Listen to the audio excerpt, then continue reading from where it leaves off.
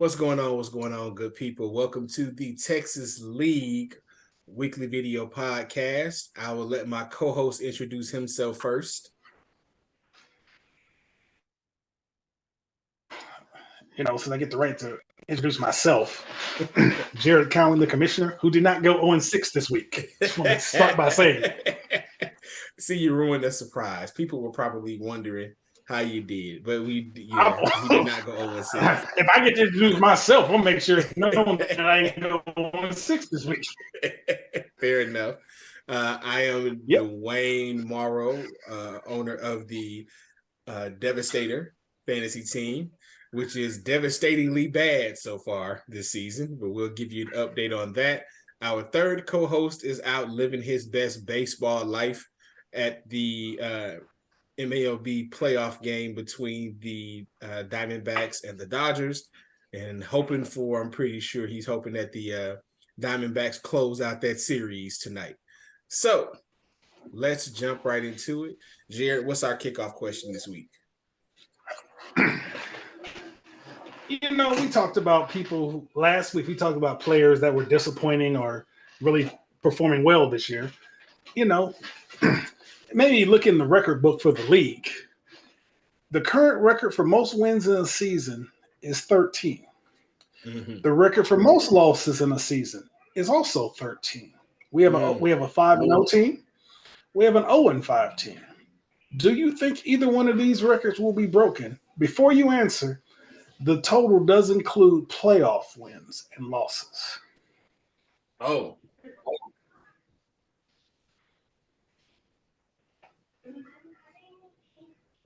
Tell me, so we now have a 14-game regular season, assuming the person with the best record gets one of the two buys, two potential games. 16. I lean towards the wins total being broken more this year versus the loss total being broken. You just to let you know, you do know that the win record has been there since 2012. And true, the year you brought in that ringer. Shout out to my boy Terrence. I just talked to him a few weeks ago. He currently co-owns that record at 13. Him and Chris, 13 wins each. And if I'm not mistaken, they met in the finals that year. They did indeed meet in the finals that year. That was, I believe, at that point, Chris's second loss in the finals. He would go on to lose one more time in the finals before finally getting his first championship last season. But I think 14 wins is within striking distance. We have one 5-0 team and two 4-1 teams at this point. I think it's doable. Yeah. I mean, we have three teams that are on pace to be in striking distance of that record.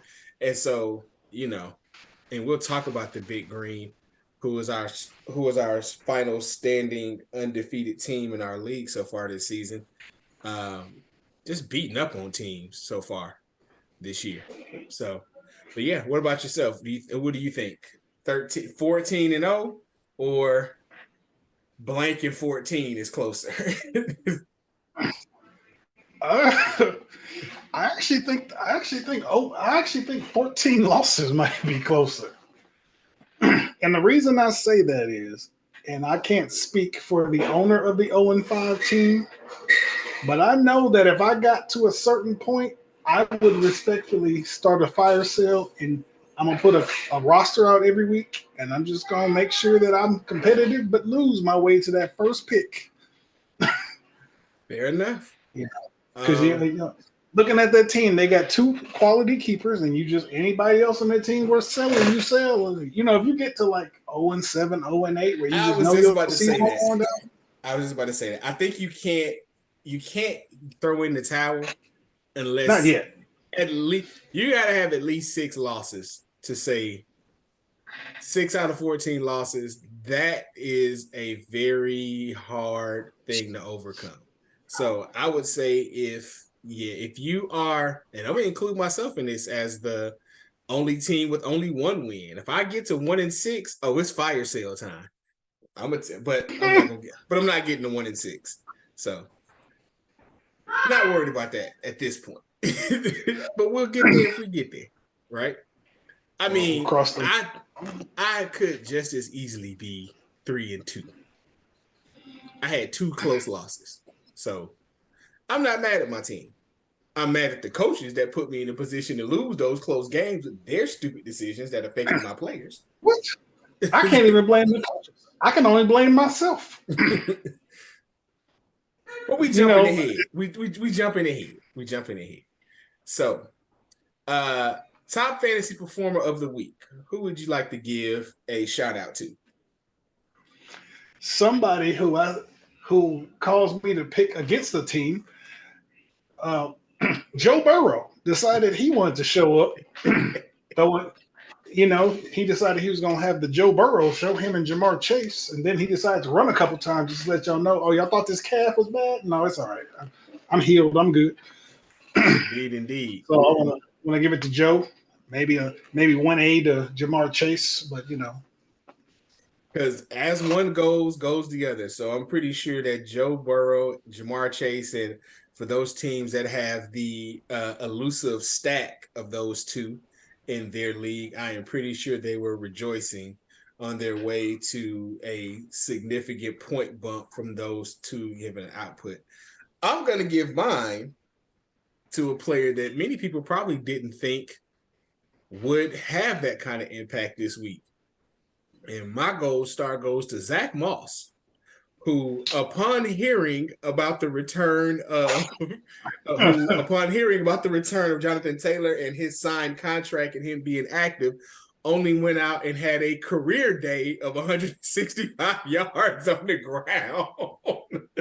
I mean, talk about creating a running back controversy, right? So in my roster this week. Thank you, Zach Moss. Hey, I have him on a team in another league, and his presence was definitely felt and definitely appreciated in that game. So yeah, I mean, 23 carries, 165 yards, 2 touchdowns. What you talking about, Jonathan? Who? So yeah, shout out to Zach Moss. All right, now who do you want to give our fantasy participation award for the week?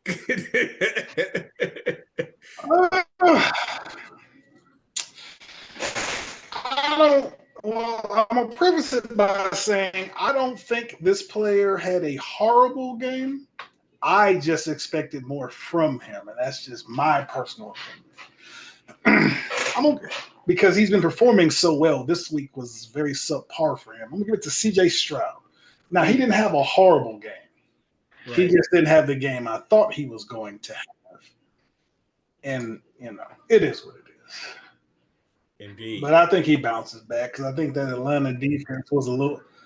He scored 14 points, which isn't like abysmal, but I expected more from him this week. Indeed.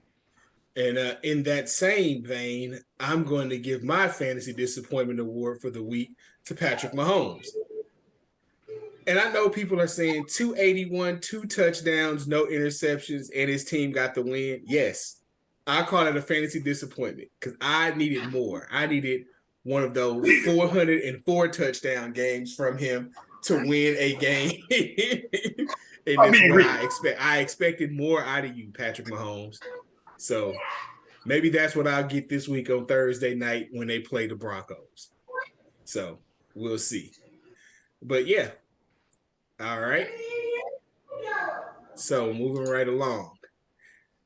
We've gone through 5 whole weeks of the season. So of course it's time to start talking about the Super Bowl. So if you had to take a guess right now, if you had to pick one NFC team and one AFC team to meet the Super Bowl right now, which 2 teams would you pick? I'm going with the 49ers from the NFC. And I'm actually going to go with the Dolphins for the AFC because the Dolphins just keep scoring. They besides that game against the Bills, they've just been running up yardage I read somewhere that they, through 5 weeks, have the most yards in a 5 week period than any team, including the greatest show on turf. And we know they was just running up and down the field. Did you hear what they're calling the Dolphins? They're calling them What is that? They're calling them the greatest show on surf. You know, I guess. Florida. I think that's a very weak nickname, and I think the reporter that did that should be fined. That came up with that because it's trying to play on the old one, but that's very weak. You get an A for effort, an F for execution. Yes. This show on. No, Um, not doing it. I am going to go with. Oh God, this pains me. It pains me to say both of these because they're both such letdowns so many times. But if I had to pick two teams right now to meet in the Super Bowl, I would actually go with the Eagles and the Bills. Um, Mainly because I think being a front runner for a whole season is going to get to the 49ers. And I think that they're going to have a slip up in the playoffs. They're not going to go undefeated this season. Like, they're No, good. They ain't that good. They have amazing talent in all facets of the games, but they're not unbeatable. And unfortunately for their fans and them, we've seen how late season collapses have affected them in the playoffs the last few years. Um, one Super Bowl appearance with Jimmy G, but 4 NFC Championship game appearances over the last few years. So I think they're good enough to make the playoffs. They're good enough to make a deep playoff run and maybe appear in the NFC Championship. But I see the Eagles beating them. And I think this is the year that Buffalo finally gets over the hump against Kansas City. So, I can see but that. but here's what's interesting. What if I told you that the Dolphins are, according to betting odds, they are the third. They have the third best odds of the AFC teams to represent. The Chiefs and Bills both have better odds of making it to the Super Bowl than the Dolphins. 49ers have the best odds of any team, followed by the Eagles in the NFC and the Cowboys. Still, the Cowboys are still the, according to the betting odds, the team with the third best odds to make it to the Super Bowl. So let's segue that into talking a little bit about those Cowboys. Just a little bit.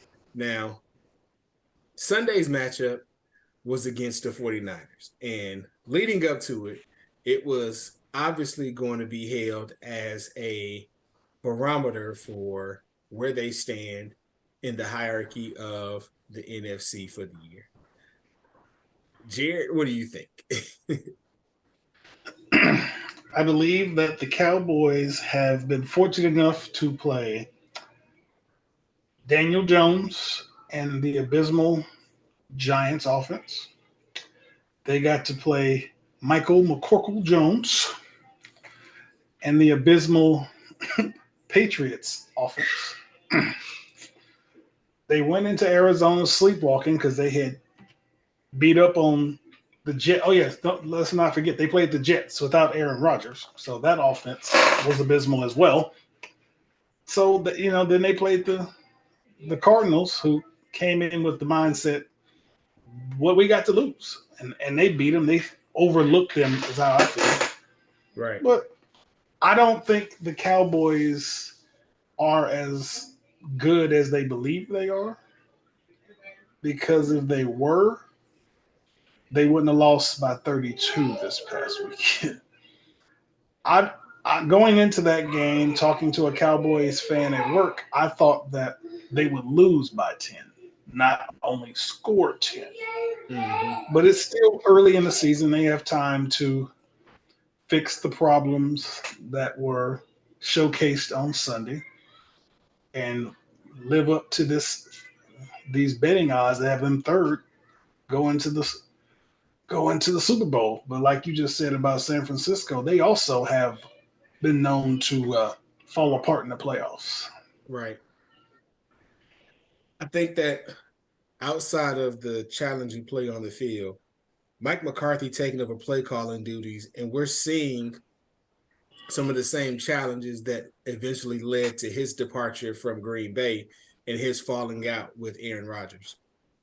Mike McCarthy, the way he calls games sometimes, it's really, you wonder if he's watching the game that he's playing or if he's watching something else in his head, like where no matter what is actually happening on the field, he has a script of what he wants to run, and he's not changing that script based on the actual game situation. So I don't know. Like he's a coach that when you look at his record and when you look at what he's done, if you take away that Super Bowl year, if he doesn't have Aaron Rodgers, he doesn't have a Super Bowl. Period. And shout out to Coach Tuna, who said at some point you are who your record says you are. And the playoff collapses, the head scratching blowout losses to teams that you're supposed to be competitive against, it is who Mike McCarthy is, what his record says he is.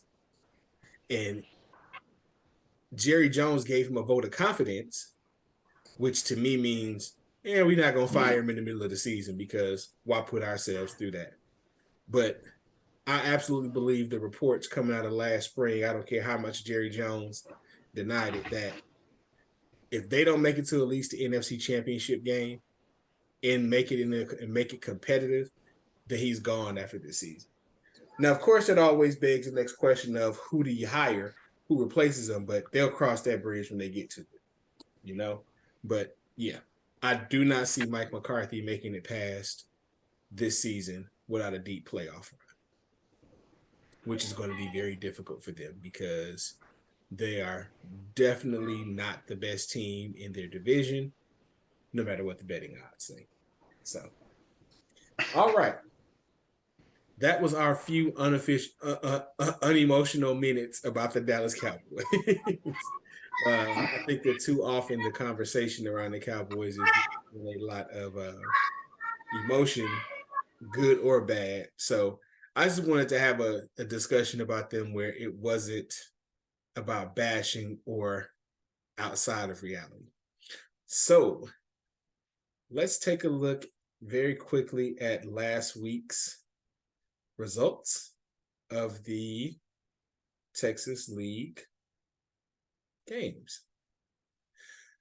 So for the third time, I believe this season out of 5 weeks, the Big Green scored the most points in the league, putting up 150.67, keeping their opponent 2 boobs, 2 balls, 1 goal, winless, and staying undefeated. Jared, break it down for us.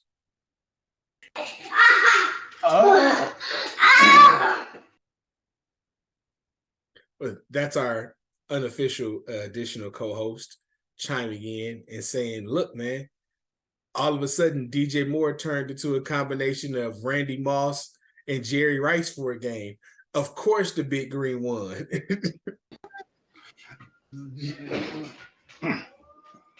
DJ Moore, 50 points.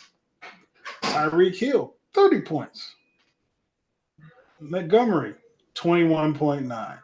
Now, I must say, when the keepers came out and I saw that Derrick Henry wasn't being kept by this team, I was like, Now, I must say that was a good choice. Yeah, the Tua Tyreek Hill stack is a crucial one. It is doing numbers for them.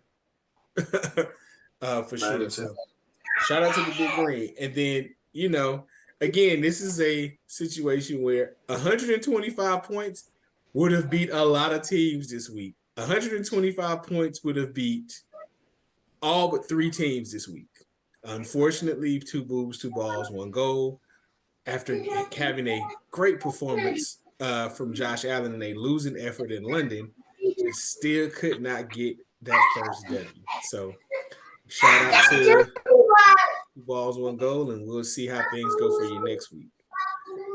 Next up, we had our other co-host, Jared, who once again was one of the top 3 scorers in the league this week. But unfortunately, once again, ran into the number 2 scorer in the league this week. No, not to take anything away from the shirtless one, I beat myself. Because the second week in a Zach Moss with his 34 points was useful. The wide receiver tandem and for the Rams came through and put up some points. Even though he had half of that Bengals stat Explosion. that was out here. Yeah. My issue was I picked the wrong quarterback. It's all right here. I did not. I believe that last week was because he was playing the Broncos, and the Broncos just aren't good. Right. And I thought that Washington would put up more of a fight. That defense, right? Washington's defense is actually pretty good. With a team they hold, if I'm not mistaken, they held Philadelphia to less points the week before. Yes, they did. Let me see. I'm like, okay, but you know what? It's okay. Yeah. So that's always tough when you see that one player that could have swung the tide for you. 2 weeks in a row. I would have beat Big Green last week. You know what? So I have come to a conclusion. I'm just going to start Justin Fields because I have 3 losses, and 2 of those would have been prevented had he been in the lineup. I'm just going to put him in the lineup, and just if I lose, I lose. Fair enough. So we go over to our ghost co-host in his matchup versus Hanging with Hernandez. Yeah, not a lot to say there. Hunter Henry, who I had the pleasure of having in a different league, putting up 0 points, 0 catches for 0 yards on 1 target. I hate you, Mac Jones. That's all I'm going to say right there. For Hanging with Hernandez is okay with Mac Jones. He had the Saints defense. I know it was some point. I mean, 2 picks which included a pick 6. Yeah, I'm pretty sure Hanging with Hernandez was happy with it, but unfortunately for Mathis King, that put him on the wrong side of this week's biggest blowout. So he falls to 2-3, exactly 1 spot ahead of the third co-host of this merry band of podcasters, who also took an L this week to Armed Rodgery. Even in a game where, the Broncos looked decent in a loss to the Jets, he managed to only put up 13 yards. So they're in a nutshell, Jimmy Garoppolo, coming back from his concussion, putting up, leading the Raiders to a win, throwing 1 touchdown to Jacoby Myers, but doing enough to get the Raiders a win, but not my fantasy team. So, but I will say the one thing I did do was I did bench Jordan Love, who definitely neither one of them had a good game. Jordan Love definitely had the worst game than the 2, but 3 interceptions for Jordan Love. So that only would have made the loss worse. It's not like I could have changed anything on the roster lineup wise that would have given me a different result. But I will say I am very happy with 17 points from Josh Jacobs, who actually got into the end zone for the first time this season. So between Josh Jacobs and hopefully a not on a pitch count for too much longer, Jonathan Taylor will help me get back on the W side of things. So Company Man versus Super Mario Cristobalin. Your cousin's not looking too happy these days. I believe that's back-to-back losses for him. He had the same issue I had in my work league. He had big-time producers on bye. His team has been carried by the last couple weeks Justin Herbert, Keenan Allen. Yeah. The Chargers were on bye, so he had to play Sam Howell, who actually didn't have a bad game. Right. Sam almost put up 30 points.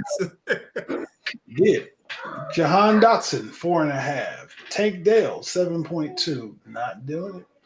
Gus Edwards, TJ Hawkinson, Sky Moore, all under 10 points. Yeah, that Baltimore loss to Pittsburgh was a head scratcher. Like, they just gave up at the end. So this is gonna hurt company man for the next at least 4 weeks right here. The rookie sensation, Devon Achane out for at least 4 weeks with an injury. I can't remember exactly what it was. Alvin Kamara finding his sea legs definitely helped in a winning effort where they blanked the Patriots, who we get this week. So, hey, we as in the Raiders, so happy to hope they continue to start Mac Jones and keep it sliding down the tent pole. I'm okay with that. And then in our final matchup of the week, we had the closest match of the week and one of the closest matches of the season. We had Kirkwood, who was 4-0, going up against Muff Divers, who got their first win in week 4, and it was a doozy. Despite only 10 points. So this is the part that surprised me the most. 10 points from Lamar Jackson, and Muff Divers still pulled out the win. But nobody else besides Jalen Hurts, nobody else from Kirkwood's team really showed up. McCaffrey continued his touchdown streak, which extends back to last season. Waddle with a decent output in a game that the Dolphins controlled from beginning to end. But yeah, Reed was non-existent against the Raiders. Baltimore's defense didn't do much. Yeah. This one and this one hurt. I understand though. Didn't want to play a defense against Lamar Jackson, so put Pittsburgh on the bench. So both of his defenses were literally facing each other, flip a coin and flipped it the wrong way. But that's the one that's got to hurt right there. Because that's that difference between one loss and undefeated right there. But that's the way the cookie crumbles. So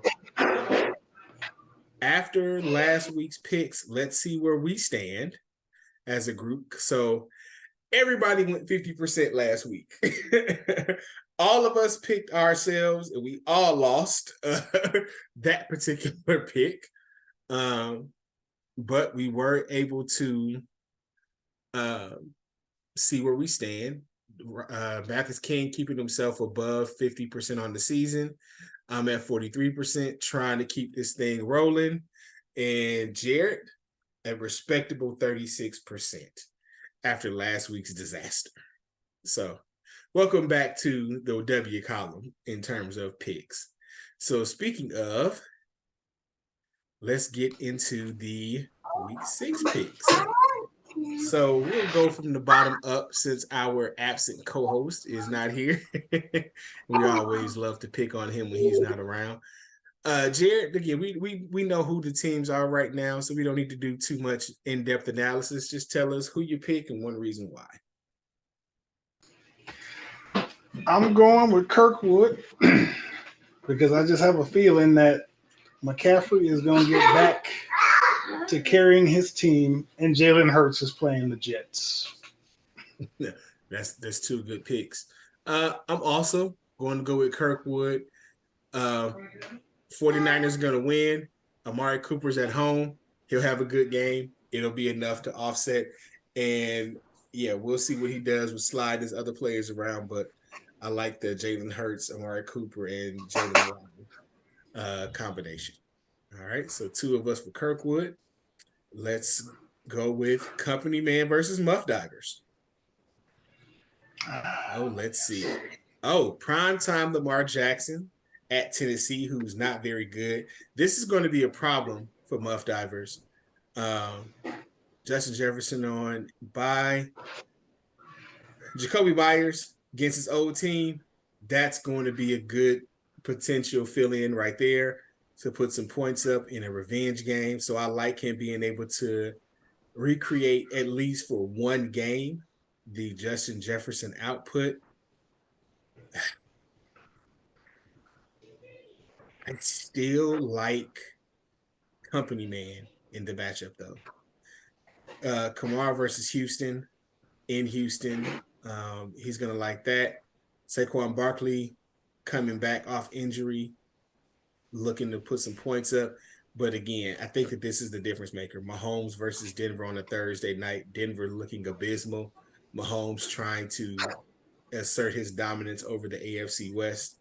I like Company Man. What about you? Yep, I as well. I'm gonna go with Company Man. The last time Mahomes played on Thursday night didn't turn out so well for him. I think this game turns out better. All right. I like I That was like that was the that was that was opening the week opening against the game of Jets, right?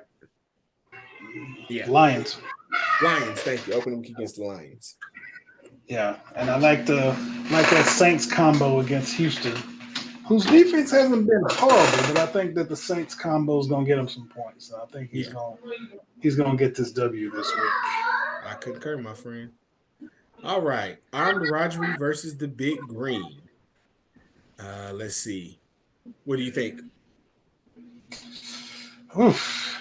Joe Burrow has he showed up last week and he put some points up, but it's kind of hard to go against the Big Green the way they've been scoring.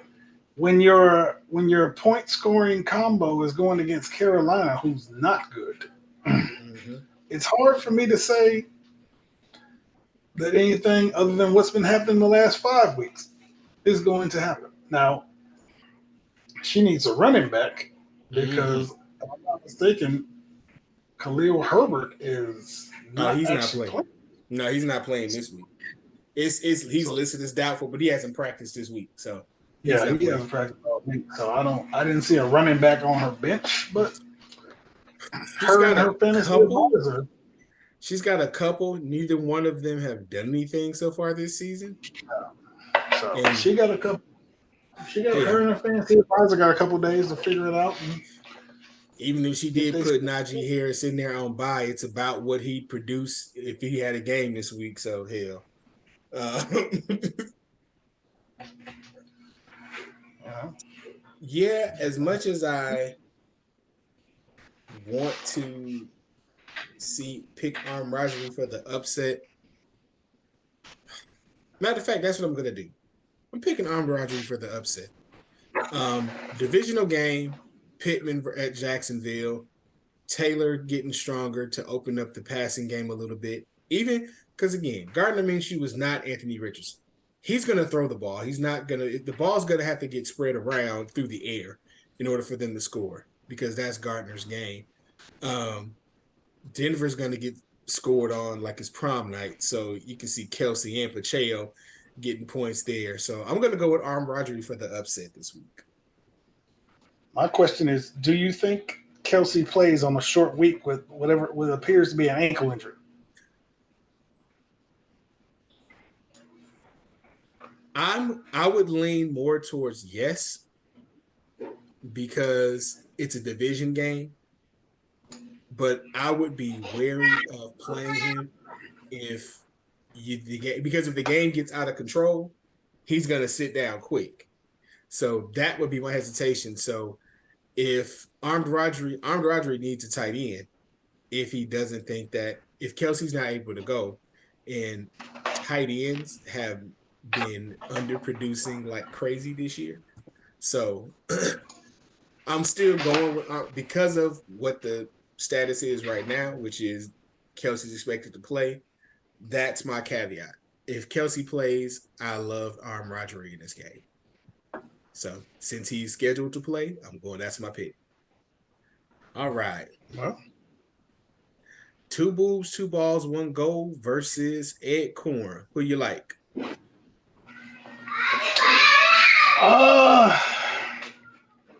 I'm going. I'm going with two boobs, two balls, one goal to get their first win because Josh Allen is playing the Giants. AJ Brown is playing the Jets. I just think that I think that combo is gonna get him over the hump. They're gonna get that first win.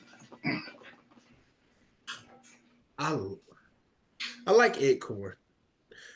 Let's look at Kittle's production this season before Sunday. Deebo Samuel and Brandon Ayuk were both not very involved in last week's game. And I think that the Browns defense is, even though people don't want to give them credit, they are on par with Dallas's defense when Dallas's defense is playing well. They have a very good front seven. And I don't think that they're going to keep leaving the tight end open the way that the Cowboys inexplicably did on Sunday. So I don't see Kittle having that kind of game, which I think gives Ed Corn the edge this week. And we have a family affair. Stairway to Evans versus Super Mario Cristobal, and both of them sitting at 2-3, literally right next to each other currently in the standings. If the playoffs started today, one cousin would be in, one cousin would be out. So both of them would love to get the W and the bragging rights around the family table. So who we got with this week? I like Justin Fields against Minnesota. Minnesota's defense is basura. I don't like the Nakua Cup combo. And it's not personal to you. It's rare that both receivers on a team have double-digit games week in, week out. That being said,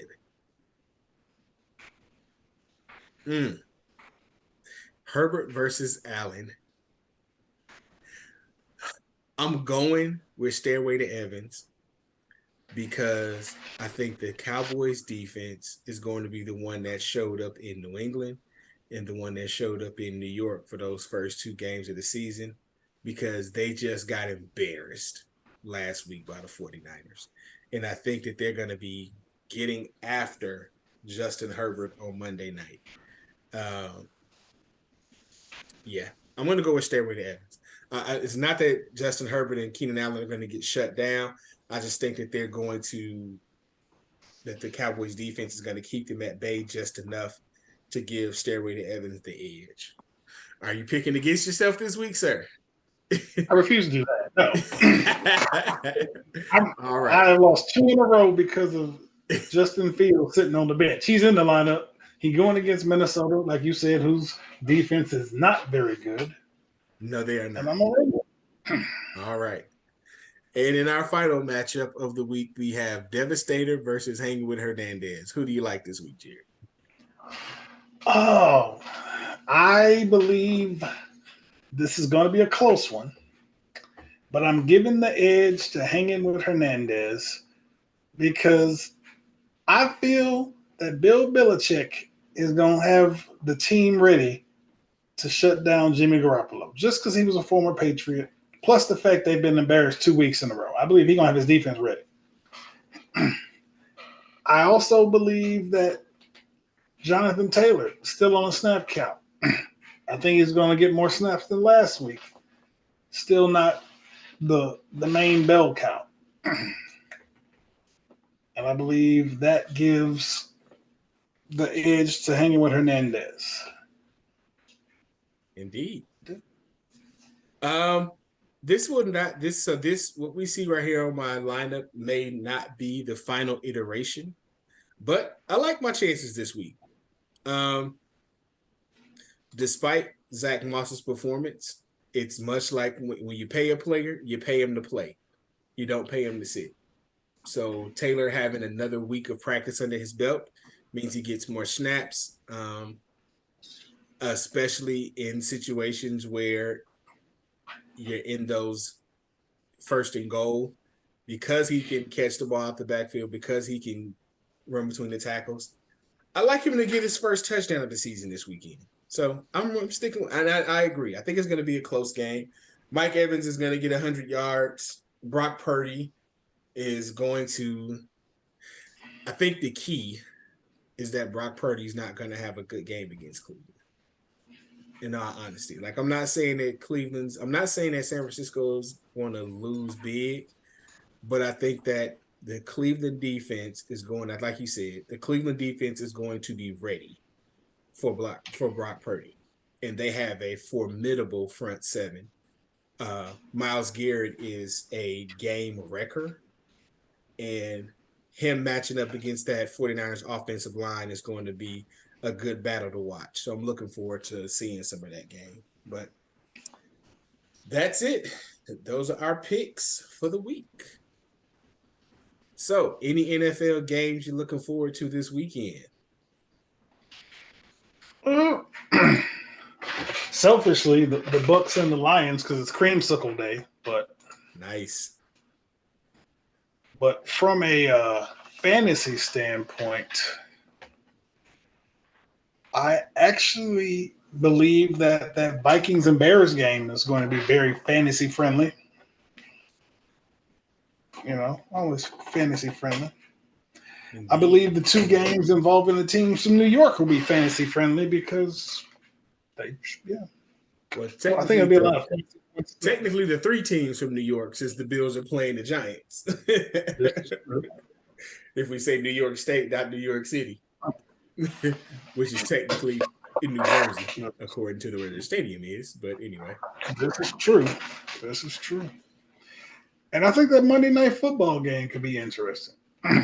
You got the Cowboys coming off of a embarrassing loss. You got the Chargers coming off of a bye. Austin Eckler should be back. And we got the revenge game because the offensive coordinator was in Dallas last year. Indeed. So I believe that he is going to try to emulate Kyle Shanahan, put up a bunch of points, get the tight end up the seam, but we're going to see what happens. I like the Ravens-Titans matchup. I think that's going to be a low-scoring game with a lot of running yards. That rivalry goes back all the way back to Ray Lewis matching up against Eddie George and Steve McNair before Steve McNair, of course, eventually joined the Ravens to close out his playing career. Rest in peace to Steve McNair. I also think that, like I said, the 49ers-Browns is going to be an interesting game because Kareem Hunt is still trying to find his place in the rotation there in Cleveland, as well as so that running back by committee is going to be interesting in Cleveland to see how it's going, because Ford is still listed as the starter, and he's been doing a decent job since the injury. So we'll see how it goes. We shall see. All right.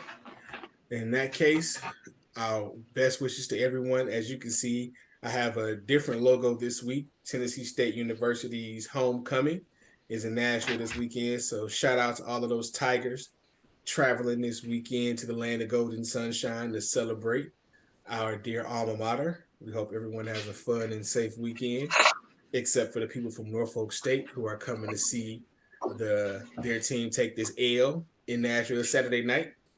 So best luck and best wishes to all of you and your fantasy teams and your NFL teams, unless they're facing mine, in which case I wish you a happy L. But until next time, folks, peace.